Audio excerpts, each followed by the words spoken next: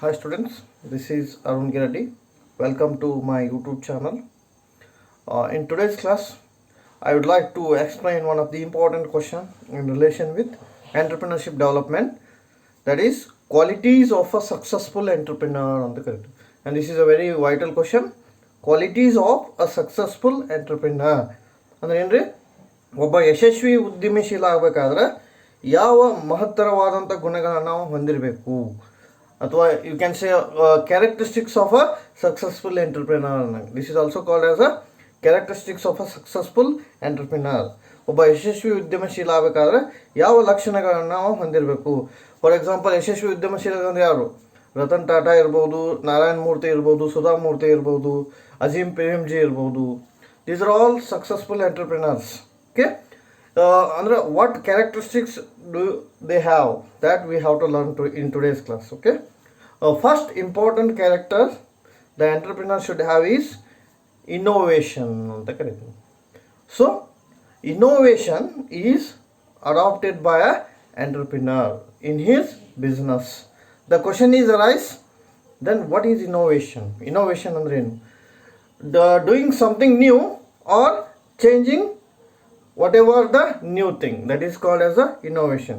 Either to search a new thing or to adopt a modified thing in his business, that is called as a innovation. He should always adopt a new type of activity in his business, like production, like sales, like marketing, like byproducts, like that. So he always want to adopt a new type of activity in his business. He has to adjust the latest scenario, latest business condition, then only he will be a successful entrepreneur. Otherwise simply he will hit hard from the market. Take for example, if you are an entrepreneur in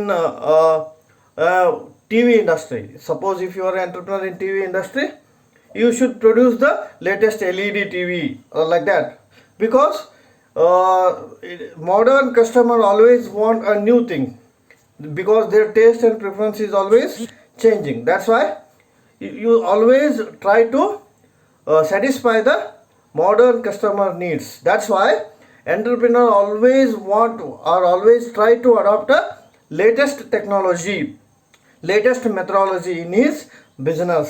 So then only he will become a successful entrepreneur. ಅಂದ್ರೆ ಏನ್ರಿ, ಒಬ್ಬ ಯಶಸ್ವಿ ಉದ್ಯಮಶೀಲ ಆಗಬೇಕಾದ್ರೆ ಹೊಸತನವನ್ನು ತನ್ನ ವ್ಯವಹಾರದಲ್ಲಿ ಅವ ಅಳವಡಿಸ್ಕೊಳ್ಬೇಕು. ಹೊಸತನ ಅಂದರೆ ಏನು? ಉತ್ಪಾದನೆ ಇರ್ಬೋದು, ತಾಂತ್ರಿಕತೆ ಇರ್ಬೋದು, ಮಾರಾಟ ಪ್ರಕ್ರಿಯೆ ಇರ್ಬೋದು, ಹಾಗೂ ವಿವಿಧ ತೆರನಾದಂತಹ ಉದ್ಯೋಗಿಗಳನ್ನ ಇರ್ಬೋದು ಅಡಾಪ್ಟ್ ಮಾಡೋದು. ಇವೆಲ್ಲ ಏನ್ರಿ ಹೊಸತನ. ಸೊ ಹಂಗಾದ್ರೆ ಫಸ್ಟ್ ಕ್ವಾಲಿಟಿ ಏನಿರ್ಬೇಕು ರೀ ಎಂಟರ್ಪ್ರಿನರ್ ಕಡೆ? ಇನ್ನೋವೇಟಿವ್ ಇರಬೇಕು. Entrepreneur should be always innovative, because he try to adjust the latest condition, he try to adapt the latest business scenario in is business ಅಂತ ನಾವಲ್ಲಿ ಕರಿತೇವೆ. ಹಾಗಾಗಿ ಇನ್ನೋವೇಷನ್ ಇರಬೇಕು.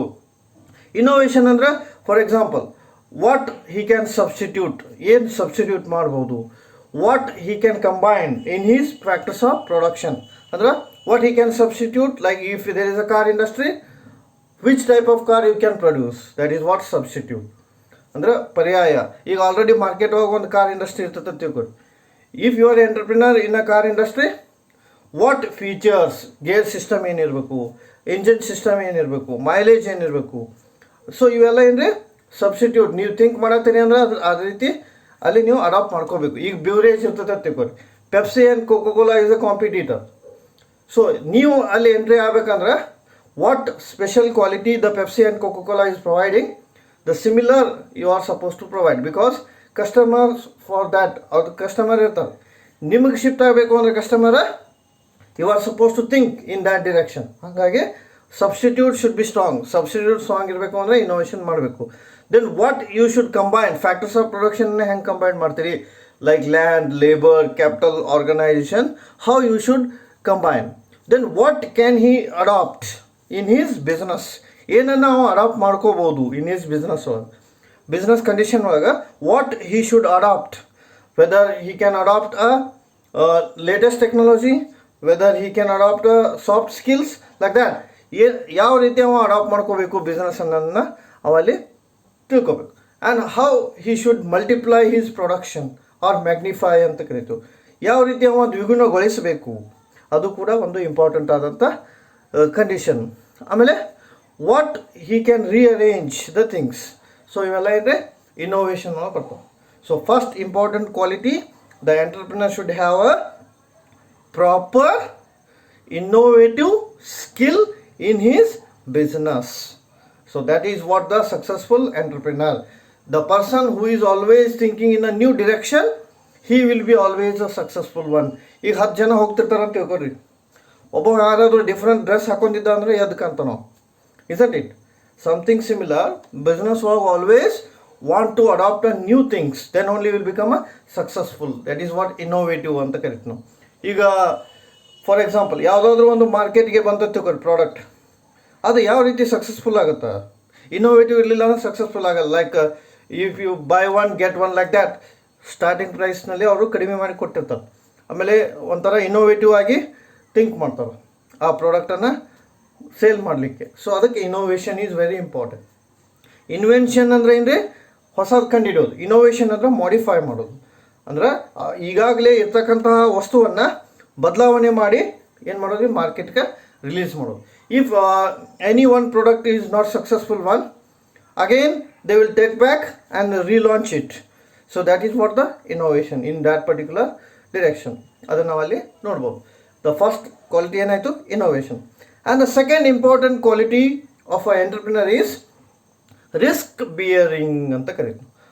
ರಿಸ್ಕ್ ಬಿಯರಿಂಗ್, ಅಪಾಯವನ್ನು ಎದುರಿಸುವ ವ್ಯಕ್ತಿಯಾಗಿರಬೇಕು. Risk, then what is a risk? Risk means uncertainty, not aware of happenings. That is considered as a risk. Why the risk is there in the entrepreneurship?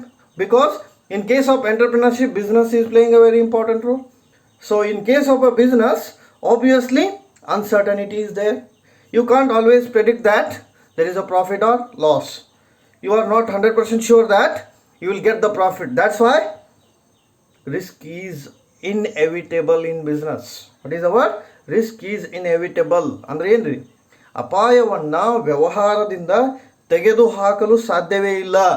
ಯಾಕೆಂದರೆ ಒಂದು ವ್ಯವಹಾರ ಇರುತ್ತದೆ ಅಂದರೆ ಅಲ್ಲಿ ಅಪಾಯವೂ ಇರುತ್ತದೆ, ಅನಿಶ್ಚಿತತೆಯೂ ಇರುತ್ತದೆ. Because business is purely uncertain. You always can't predict that you are in a good position or good condition. Take present example ತಗೊಂಡು ನಾವು ಕೊರೋನಾದ. In this case, no business should have a particularly say that we are in a profit because of slack of all the field. ಎಲ್ಲ field ಹೋಗೋ slack ಬಂದಿರೋದ್ರಿಂದ ಅವರು successful ಆಗದೇ ಇರ್ಬೋದು. ಹಾಗಾಗಿ ರಿಸ್ಕ್ ಬಿಯರಿಂಗ್ ಇರಬೇಕು. Because you can face so many challenges in the business condition. So entrepreneur is always want to face the challenge. So sometimes what happen, entrepreneur should not have the or lack of facing challenges, lack of communication skill, or you can say entrepreneurial skill. He will face the entrepreneurial skill problem. That's why risk is very important. ಹಂಗಾದ್ರೆ ಎರಡನೇ quality ಏನಿರ್ಬೇಕು ರೀ entrepreneur ಕಡೆ? Risk taking quality ಇರಬೇಕು. he should always try to take the risk in different business situation. Like beginning ಯಾವ ರೀತಿ risk ತೊಗೋಬೇಕು, growth ಆದಮೇಲೆ ಯಾವ ರೀತಿ ರಿಸ್ಕ್ ತೊಗೋಬೇಕು, ಆಪ್ಟಿಮಮ್ ಸೇಲ್ಸ್ ಆದಮೇಲೆ ಯಾವ ರೀತಿ ರಿಸ್ಕ್ ತೊಗೋಬೇಕು. ಸೊ ಇವೆಲ್ಲ ಐಡಿಯಾ ಯಾರಿಗಿರ್ಬೇಕು ರೀ? ಎಂಟರ್ಪ್ರಿನರ್ ಇರ್ಬೇಕು. ಸೊ ಬಿಗಿನಿಂಗ್ ಒಳಗೆ ಎಂಟರ್ಪ್ರಿನರ್ ಭಾಳಷ್ಟು ಪರಿಶ್ರಮ ಪಡಬೇಕು. Why? Because your business is not so growth or not aware of the towards the people. That's why you try to promote it, then the entrepreneur skill come into picture, isn't it? So that's why it is considered as a risk. If there is you are working in a textile in a particular area, textile industry in a particular area, where you can see so many textile industry. So in that circumstance, you are always thinking that how we can increase our sale. That is what the risk. So then risk face ಮಾಡ್ತಕ್ಕಂತಹ nature ಅವನ ಕಡೆ ಇರಬೇಕು. He should always face the risk. That is called as a risk taking ability. ಅಪಾಯವನ್ನು ಎದುರಿಸುವ ಸಾಮರ್ಥ್ಯ ಯಾರಿಗಿರ್ಬೇಕ್ರಿ? ಉದ್ಯಮಶೀಲನಿಗೆ ಇರಬೇಕು. ಅಂದಾಗ ಅವ ಸಕ್ಸಸ್ಫುಲ್ ಎಂಟರ್ಪ್ರಿನರ್ ಆಗ್ತಾನೆ. ರಿಸ್ಕ್ ಅಂದರೆ ಒಂದು ವರ್ಡ್ನಲ್ಲಿ ತಿಳ್ಕೊಬೇಕು. Risk bring into one word, that is uncertainty. Who is a successful entrepreneur? The person who face the uncertainty in a business. So he is called as a successful entrepreneur. Okay. And the third important quality, the entrepreneur should have a desire for high achievement and ambition. Desire for high achievement and ambition. ಅಂದರೆ ಏನ್ರಿ, ಒಬ್ಬ ಯಶಸ್ವಿ ಉದ್ಯಮಶೀಲರಿಗೆ ಅತಿ ಹೆಚ್ಚು ಹೆಸರನ್ನು, ಅತಿ ಹೆಚ್ಚು ಆಶಾಭಾವನೆಯನ್ನು ಹೊಂದಿರಬೇಕು, ಅತಿ ಹೆಚ್ಚು ಹೆಸರನ್ನು ಅವನು ಗಳಿಸಬೇಕು ಅಂತ ಅಭಿಲಾಷೆಯನ್ನು ಹೊಂದಿರ್ತಾನೆ. High achievement and ambition. The person should be, ambition ಅನ್ನೋಕ್ಕಿಂತ ಇನ್ನೊಂದು ವರ್ಡ್ ಯೂಸ್ ಮಾಡ್ಬೋದು. The entrepreneur should be of optimist. The word optimist is very important. Optimist ಅಂದರೆ ಅಂದರೆ ಆಶಾವಾದ. He should always have a good chance to earn something in the society. That's why achievement should be there. Achievement from beginning to end. You should not reach high level at the very outset, because there is a step by step achievement is there. Here one word quotation is there in English, that is what? Rome is not built in a single day. What it means? ಜಗತ್ತಿನಲ್ಲಿ Rome ಅನ್ನೋದು ಒಂದು ಸುಂದರ ನಗರ. ರೋಮನ್ನು ಒಂದೇ ದಿನದಲ್ಲಿ ಕಟ್ಟಿಲ್ಲ. It takes so many years. Similarly, achievement come slowly, isn't it? So that's why entrepreneur should always have a achievement skill. What is that achievement? From zero to hero ಅನ್ನಂಗೆ. Okay, ಏನು ಇರದೇ ಇರತಕ್ಕಂಥ ಸಿಚುವೇಶನಲ್ಲಿ ಏನಾದರೂ ನೀವು ಅರ್ನ್ ಮಾಡಿದ್ರೆ, that is for the achievement ಮಾಡಬೇಕು. ಅದು ಯಾರ್ದ್ರಿ, ಎಂಟರ್ಪ್ರಿನರ್ಗೆ ಇರ್ತಕ್ಕಂತಹ ಒಂದು ಸನ್ನಿವೇಶ, ಎಂಟರ್ಪ್ರಿನರ್ಗೆ ಇರ್ತಕ್ಕಂಥ ಒಂದು ಅಭಿಲಾಷೆ ಅಂತ ನಾವು ಕರಿತೀವಿ. Always he should think in a innovative manner, then only he should achieve something. ಆಮೇಲೆ entrepreneur should have a self confidence. Next quality is entrepreneur should have a self confidence. what is self confidence? Entrepreneur should have confidence on his own, then only he can achieve something.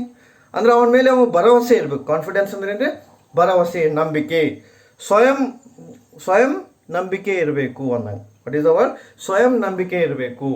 ಅವನು ಯಾವ ರೀತಿ ಕೆಲಸ ಮಾಡ್ತಿರ್ತಾನೆ ಆ ಕೆಲಸದ ಮೇಲೆ ಅವನಿಗೆ ಶ್ರದ್ಧೆ ಇರಬೇಕು. ಆ ಕೆಲಸವನ್ನು ಅವನು ಪ್ರೀತಿಸಬೇಕು, ಅವ ಬಿಸ್ನೆಸ್ಸನ್ನು ಅವನು ಪ್ರೀತಿಸಬೇಕು. ಅಂದಾಗ ಮಾತ್ರ ಅವ ಏನಾಗ್ತಾನೆ ರೀ, ಯಶಸ್ವಿ ಉದ್ಯಮಶೀಲ ಆಗಲಿಕ್ಕೆ ಕಾರಣೀಭೂತ ಆಗ್ತಾನೆ ಅಂತ ಹೇಳ್ಬೋದು. If you are not having a confidence on your own, then achievement is not possible. So until faith on yourself, you can't give faith to others. ನೋಡಿ ಹೆಂಗೈತೆ ವರ್ಡ್. ಕಾನ್ಫಿಡೆನ್ಸ್ ನಿಮ್ಮ ಮೇಲೆ ನಿಮ್ಗೆ ಇರಲಿಲ್ಲ ಅಂದರೆ ನೀವು ಬೇರೆದವ್ರಿಗೆ ಕಾನ್ಫಿಡೆನ್ಸ್ ಕೊಡಲಿಕ್ಕೆ ಸಾಧ್ಯ ಆಗೋದಿಲ್ಲ. ಹಾಗಾಗಿ confidence is playing a very important role in to become a successful entrepreneur. he should always have a confidence on different business situation ಬೇರೆ ಬೇರೆ ರೀತಿ ಬರ್ತಿರ್ತಾವೆ. ಲೈಕ್ ಎಕನಾಮಿ ಸ್ಲ್ಯಾಕ್ ಆಗ್ಬೋದು, ಪೊಲಿಟಿಕಲ್ ಕಂಡೀಷನ್ ಚೇಂಜ್ ಆಗ್ಬೋದು, ಡೆಮೋಗ್ರಫಿಕ್ ಕಂಡೀಷನ್ ಚೇಂಜ್ ಆಗ್ಬೋದು. ಈ ಸಿಚುವೇಶನ್ನಲ್ಲಿ ಅವ್ನಿಗೆ ಕಾನ್ಫಿಡೆನ್ಸ್ ಇರಬೇಕು. How he should overcome that particular problem. ಅದು ಸಾಧ್ಯ ಆಗೋದು ಯಾವಾಗ ರೀ, ಕಾನ್ಫಿಡೆನ್ಸ್ ಇದ್ದಾಗ. ಕಾನ್ಫಿಡೆನ್ಸ್ ಕಳ್ಕೊಂಡ ಅಂದ್ರೆ ಅದು ಎದ್ರ ಮೇಲೆ ಪರಿಣಾಮ ಆಗುತ್ತೆ ರೀ, ಡಿಸಿಷನ್ ಮೇಕಿಂಗ್ ಮೇಲೆ ಪರಿಣಾಮ ಆಗುತ್ತೆ. ಡಿಸಿಷನ್ ಮೇಕಿಂಗ್ ಮೇಲೆ ಪರಿಣಾಮ ಆದ್ರೆ ಅವನ ಬಿಸ್ನೆಸ್ ಮೇಲೆ ಅದು ಪರಿಣಾಮ ಆಗುತ್ತೆ, ಅದು ಫೇಲ್ ಆಗಲಿಕ್ಕೆ ಅದು ಕಾರಣ ಆಗುತ್ತೆ ಅಂತ ನಾವಲ್ಲಿ ಹೇಳ್ಬೋದು. ಸೊ ಈ should always have a self confidence on is own decision ಅಂತ ನಾವಲ್ಲಿ ಕರಿತೀವಿ. So in today's class will discuss only 4 qualities of a successful entrepreneur. I'll repeat once again within 1 minute. What are the 4 qualities of a successful entrepreneur? First one is innovation, ಹೊಸತನ.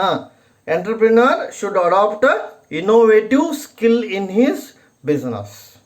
ಹೊಸತನದಿಂದ ಕೂಡಿರತಕ್ಕಂತಹ ವ್ಯವಹಾರವನ್ನು ಹೊಂದಿರಬೇಕು. And the second important quality, entrepreneur should take the risk bearing capacity should be there to entrepreneur.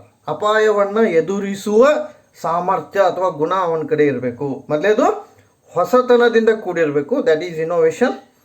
ಎರಡನೇದು ಅವ ಅಪಾಯವನ್ನು ಎದುರಿಸುವ ಸಾಮರ್ಥ್ಯ ಹೊಂದಿರಬೇಕು, he should have a risk bearing capacity.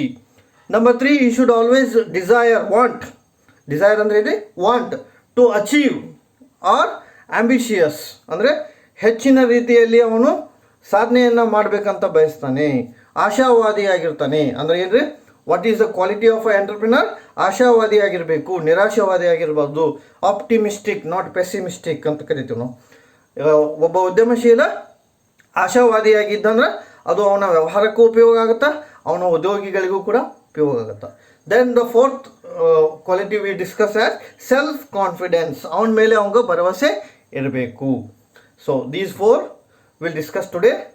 That is what? Number 1 innovation, number 2 risk bearing, number 3 high achievement and optimistic, number 4 self confidence. I'll repeat once again: innovation, risk bearing, high achievement and optimistic, number 4 self confidence.